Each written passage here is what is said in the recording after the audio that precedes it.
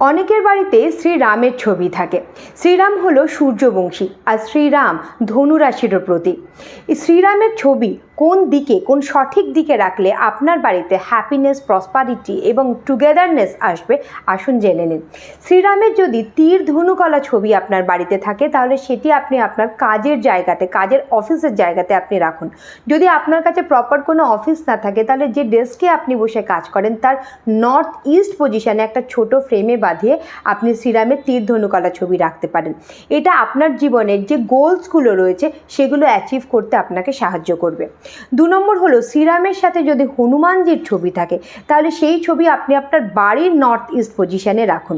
এটি সূর্যের সাথে মঙ্গলের একটা কম্বিনেশন। তার মানে আপনি আপনার লাইফে যে ডিজায়ার করছেন, যে জিনিসগুলো আশা করছেন সেগুলো সম্পন্ন হবে এই ছবির মাধ্যমে। 3 নম্বর হলো শ্রীরামের সাথে মা সীতা এবং তার সমস্ত ভাই এবং লক্ষ্মণ এবং হনুমানজির যে ছবি, সম্পূর্ণ পরিবারের ছবি যদি আপনার কাছে থাকে বা মূর্তি যদি আপনার কাছে থাকে তাহলে সেটি আপনি আপনার পূজা ঘরে রাখুন। তাহলে আপনার বাড়িতে হ্যাপিনেস, প্রসপারিটি এবং টুগেদারনেস আসবে।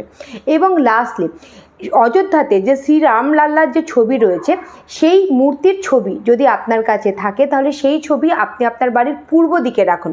তাহলে আপনার বাচ্চা অনেক বেশি ফোকাসড হবে এবং আপনার পুরো পরিবারে একটা ওভারঅল ডেভেলপমেন্ট আপনি দেখতে পারবেন।